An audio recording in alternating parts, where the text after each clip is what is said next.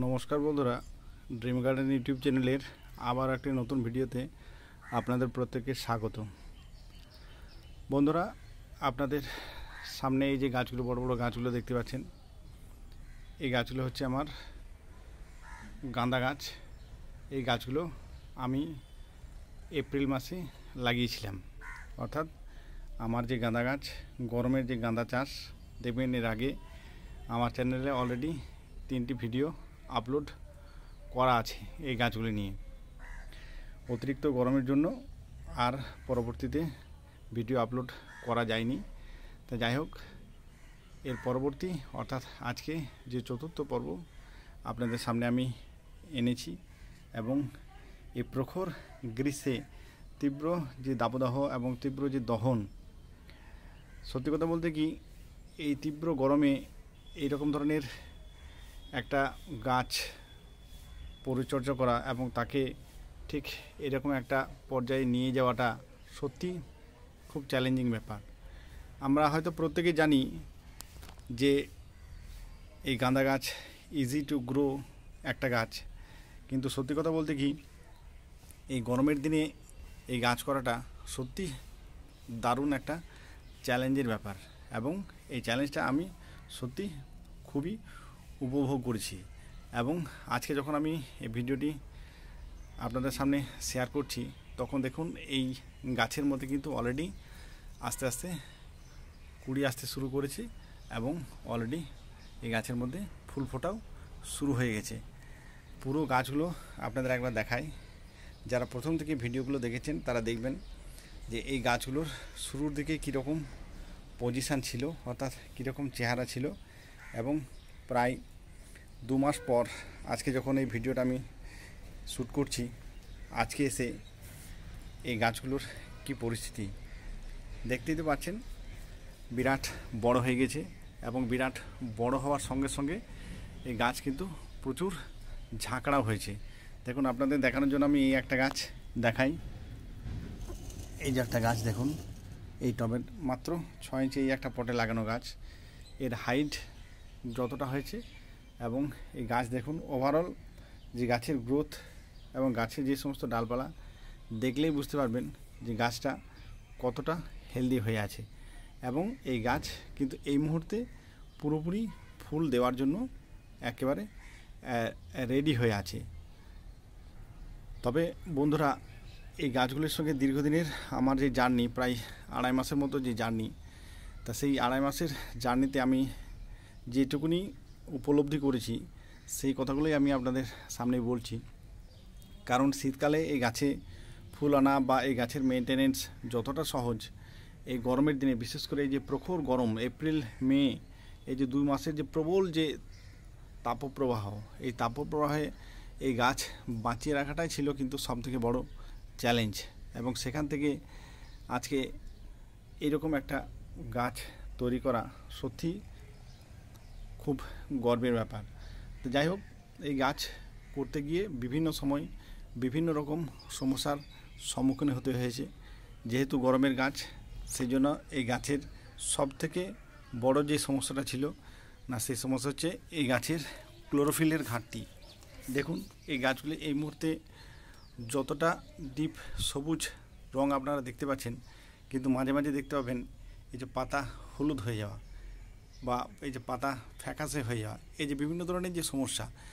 তা বন্ধুরা, খুব কাছে থেকে বা খুব ভালোভাবে যদি পর্যবেক্ষণ না করা হয়, তাহলে কিন্তু গরমের দিনে এই গাছ করাটা সত্যি খুব চ্যালেঞ্জের ব্যাপার। তা সেই জন্য যখনই এরকম ধরনের সমস্যা গাছের মধ্যে এসেছে, বা যখনই আমি এই গাছের মধ্যে এরকম ধরনের সমস্যা লক্ষ্য করেছি, আমি কিন্তু দেন এন্ড দেয়ার এই সমস্যার থেকে গাছকে বাঁচানোর জন্য কিন্তু বন্ধুরা এই যে ক্লোরোফিলের যে ঘাটতি, এই ঘাটতি দূর করার সব থেকে ভালো যে মেডিসিন বলুন বা যে জিনিসটা, সেটা হচ্ছে এই যে এপসম সল্ট। তা এই এপসম সল্ট 1 লিটার জলে 2 গ্রাম মিশিয়ে নিয়ে কিন্তু এই সমস্ত গাছের মধ্যে আমি প্রয়োগ করেছি, এবং প্রয়োগ করার পরপরই মোটামুটি 1 সপ্তাহের মধ্যেই কিন্তু আস্তে আস্তে গাছ আবার নিজের যে পুরনো যে চেহারা, সেই চেহারাতে কিন্তু আবার ধাপে ধাপে বন্ধুরা আবার ফিরে এসেছি। তা এই একটা চ্যালেঞ্জ ছিল, যেটা আমি খুব সহজেই ওভারকাম করে উঠতে সক্ষম হয়েছি। আচ্ছা, এরপর নেক্সট যে সমস্যাটা, সেটা হচ্ছে এই গরমের মধ্যে কিন্তু এই গাছে ফুল ফোটানোটাও একটা বিরাট চ্যালেঞ্জের ব্যাপার। কারণ শীতকালে যখন ঠান্ডা থাকে, কারণ ঠান্ডাতে এই গাছে কিন্তু খুব তাড়াতাড়ি কুড়ি চলে আসে, আর তুলনামূলকভাবে এই গরমে কিন্তু এই গাছে কুড়ি আনাটাও একটা বিরাট সমস্যার জায়গা। তা সেই জন্য এই গাছকে আপনার ফুল ফোটানোর জন্য রেডি করার জন্য বিশেষ কিছু জিনিস এই গাছের মধ্যে আমি প্রয়োগ করেছিলাম। তো সেই জিনিসগুলো আমি আপনাদের একবার দেখাই না। ফুল ফোটানোর জন্য আমি মেনলি যে জিনিসগুলো ব্যবহার করেছিলাম সেটা হচ্ছে এই যে দেখুন, একটা হচ্ছে এনপিকে 20-20-20। এটা গাছের গ্রোথের সঙ্গে সঙ্গে আপনার ওভারঅল গাছের কন্ডিশন এবং তার সঙ্গে গাছে কুড়ি আনতে কিন্তু বিশেষভাবে একটা সহায়ক। এবং এছাড়া আরেকটা জিনিস, এই জিনিসটাও কিন্তু এই গাছের মধ্যে আমি প্রয়োগ করেছি সময় অন্তর, নির্দিষ্ট সময় অন্তর অন্তর কিন্তু এই জিনিসগুলো গাছের মধ্যে প্রয়োগ করা হয়েছে। এই যে দেখুন, ইফকো কোম্পানির এই যে 0050, এই যে 0050 অর্থাৎ এই যে পটাশযুক্ত যে সমস্ত সার, এই সারগুলো কিন্তু আমি প্রত্যেকটি নির্দিষ্ট দিন অন্তর অন্তর, অর্থাৎ কখনো 7 দিন বা কখনো 10 দিন, এরকম নির্দিষ্ট একটা সময় অন্তর অন্তর এই গাছের মধ্যে প্রয়োগ করেছি। এবং প্রয়োগ করার পরপরই কিন্তু দেখুন বন্ধুরা, এই গাছ কিন্তু আস্তে আস্তে নিজেকে ফুল দেওয়ার জন্য কিন্তু অলরেডি রেডি করে ফেলেছে। দেখুন, প্রচুর গাছের মধ্যে কিন্তু আস্তে আস্তে কুড়ি আসছে। দেখুন, এই অলরেডি একটা ফুল ফুটে আছে, এই দেখুন এখানে কুড়ি আছে, এই যে কুড়ি কিন্তু আস্তে আস্তে অলরেডি আসতে লেগেছে।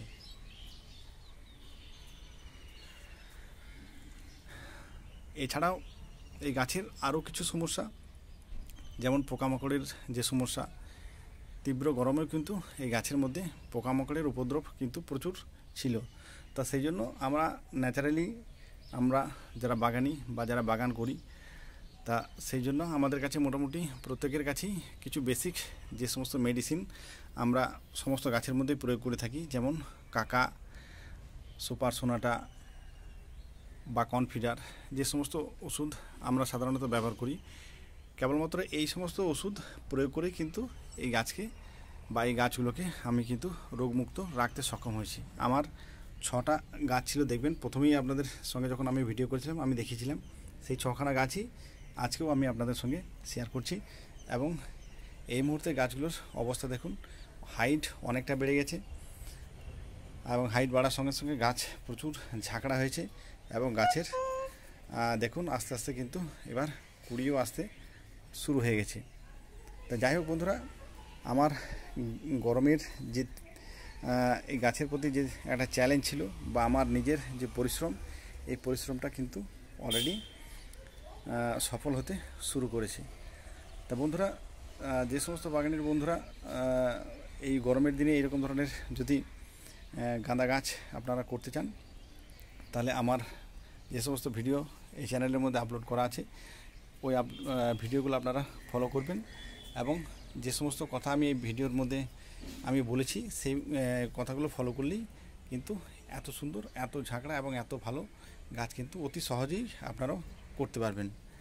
কারণ গরমের দিনে গাছ করাটা খুব একটা কঠিন নয়, কিন্তু গাছকে মেনটেন করাটা সত্যিই একটা চ্যালেঞ্জের ব্যাপার। কারণ তীব্র যে গরম, এই তীব্র গরমের মধ্যে এই গাছকে সত্যি কথা বলতে সুস্থ রাখাটা একটা বিরাট চ্যালেঞ্জ ছিল আমার জন্য। এবং আমি কিন্তু সেই চ্যালেঞ্জ অ্যাকসেপ্ট করেছি, এবং অ্যাকসেপ্ট করার পর এই তার রেজাল্ট কিন্তু আপনাদের সামনে আজকে শেয়ার করছি। প্রায় 2 মাস হয়ে গেল এই গাছগুলোর বয়স। এই 2 মাস পর দেখুন গাছগুলোর কীরকম, কত সুন্দর চেহারা, দেখলেই বুঝতে পারছেন। তো যাই হোক বন্ধুরা, ভিডিওটি যদি ভালো লাগে অবশ্যই ভিডিওটা একটা লাইক করে দেবেন, চ্যানেলটিকে সাবস্ক্রাইব করে নেবেন, এবং ভিডিওটি বাগানি বন্ধুদের মধ্যে অবশ্যই শেয়ার করে দেবেন। ভিডিওটি শেষ পর্যন্ত দেখার জন্য অসংখ্য ধন্যবাদ। ভালো থাকবেন, সুস্থ থাকবেন।